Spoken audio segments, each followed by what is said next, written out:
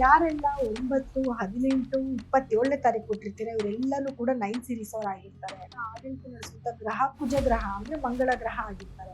ತುಂಬಾ ಕೋಪಿಷ್ಠರಾಗಿರ್ತಾರೆ ಇವರು. ಅದು ತುಂಬಾ ಗುಡ್ ಹಾರ್ಟೆಡ್ ಪರ್ಸನ್ ಆಗಿರ್ತಾರೆ, ಗುಡ್ ಹ್ಯೂಮನ್ ಬೀಯಿಂಗ್ಸ್ ಆಗಿರ್ತಾರೆ. ಮತ್ತೆ ಇವ್ರ ಹತ್ರ ಹಣದ ಅರಿವು ತುಂಬಾ ಚೆನ್ನಾಗಿರುತ್ತೆ.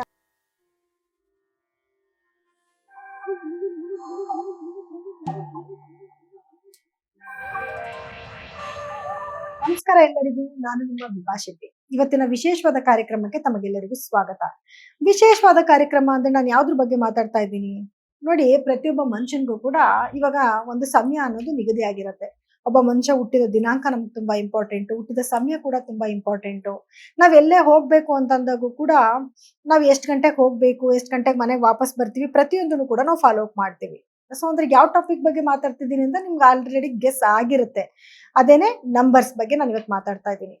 ಯಾವ ದಿನಾಂಕದಲ್ಲಿ ಹುಟ್ಟಿದವರ ಭವಿಷ್ಯ ಹೇಗಿರುತ್ತೆ, ಮತ್ತೆ ಅವರು ಯಾವ ರೀತಿಯಾದ ಒಂದು ಕೆಲಸಗಳನ್ನ ಮಾಡಿದ್ರೆ ಅವ್ರ ಜೀವನದಲ್ಲಿ ಏಳಿಗೆ ಆಗತ್ತೆ, ಅಥವಾ ಯಾವ್ದನ್ನ ಮಾಡ್ಲೇಬಾರ್ದು, ಯಾವ ನಂಬರ್ಸ್ನ ಫಾಲೋ ಮಾಡಬೇಕು, ಪ್ರತಿಯೊಂದು ಮಾಹಿತಿನೂ ಕೂಡ ನಾನೀಗ ಕೊಡ್ತಾ ಹೋಗ್ತೀನಿ.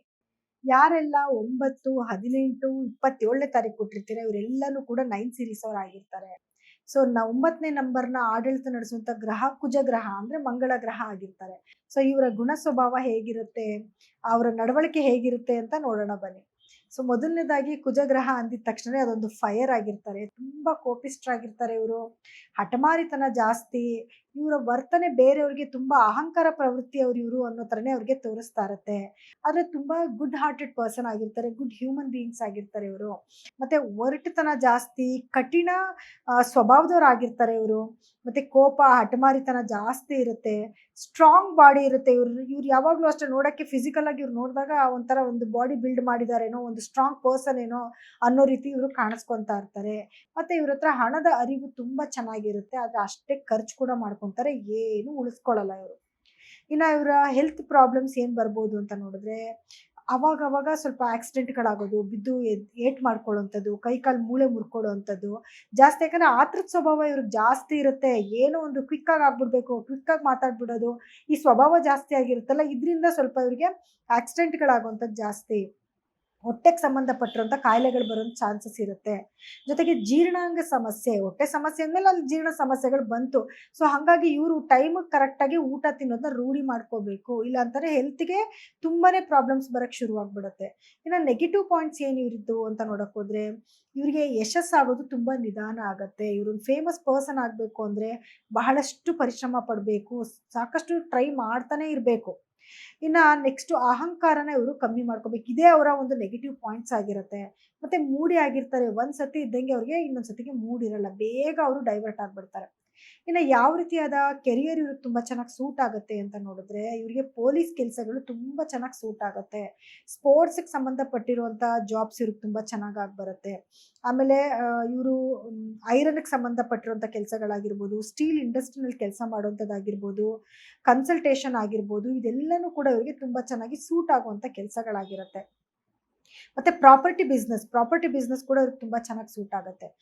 ಯಾವ ರೀತಿಯಾದ ಇವರ ಎಜುಕೇಶನ್ಗಳು ಮಾಡ್ಕೋಬೇಕು ಇವ್ರಿಗೆ ಸಂಬಂಧಪಟ್ಟಿದ್ದು ಅಂತ ನೋಡಿದ್ರೆ, ಇವರು ಇಂಜಿನಿಯರಿಂಗ್ ವರ್ಕ್ ಆಗಿರ್ಬೋದು, ಅಕೌಂಟ್ಸ್ ಕೆಲಸಗಳಾಗಿರ್ಬೋದು, ಕೆಮಿಸ್ಟ್ ಕೆಲಸಗಳಾಗಿರ್ಬೋದು, ಆರ್ಕಿಟೆಕ್ಟ್ ಕೆಲಸಗಳಾಗಿರ್ಬೋದು, ಇದೆಲ್ಲನೂ ಕೂಡ ಇವರಿಗೆ ತುಂಬಾ ಚೆನ್ನಾಗಿ ಆಗ್ಬರುವಂತ ಕೆಲಸಗಳಾಗಿರುತ್ತೆ. ಇವರಿಗೆ ಆಗ್ಬರುವಂತ ಲಕ್ಕಿ ಡೇಟ್ಸ್ ಯಾವುದು, ಲಕ್ಕಿ ಡೇಟ್ಸ್ ಯಾವುದು ಅಂತ ನೋಡಿದ್ರೆ, 9 ಸೀರೀಸ್ ಅವ್ರಿಗೆ 1 ತುಂಬಾ ಚೆನ್ನಾಗಿ ಬರುತ್ತೆ, 3 ತುಂಬಾ ಚೆನ್ನಾಗಿ ಬರುತ್ತೆ, 4 ಆಗತ್ತೆ, 5 ಆಗತ್ತೆ, 6 ಕೂಡ ಆಗತ್ತೆ, 7 ಆಗತ್ತೆ.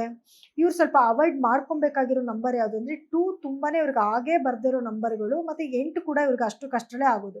ಸೊ ಈ 2 ನಂಬರ್ನ ಇವ್ರು ಸ್ವಲ್ಪ ಅವಾಯ್ಡ್ ಮಾಡ್ಕೊಂಡ್ರೆ ಒಳ್ಳೇದು. ಇವ್ರಿಗೆ ಬರುವಂತ ಲಕ್ಕಿ ಕಲರ್ಸ್ ಯಾವುದು ಅಂತ ನೋಡಿದ್ರೆ, ರೆಡ್ ಫ್ಯಾಮಿಲಿ ಇವ್ರಿಗೆ ತುಂಬಾ ಚೆನ್ನಾಗಿ ಬರುತ್ತೆ.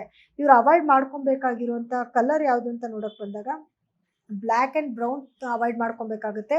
ಕ್ರೀಮ್ ಕಲರ್ಸ್ನ ಸ್ವಲ್ಪ ಇವರು ಅವಾಯ್ಡ್ ಮಾಡ್ಕೊಂಡ್ರೆ ಒಳ್ಳೇದು.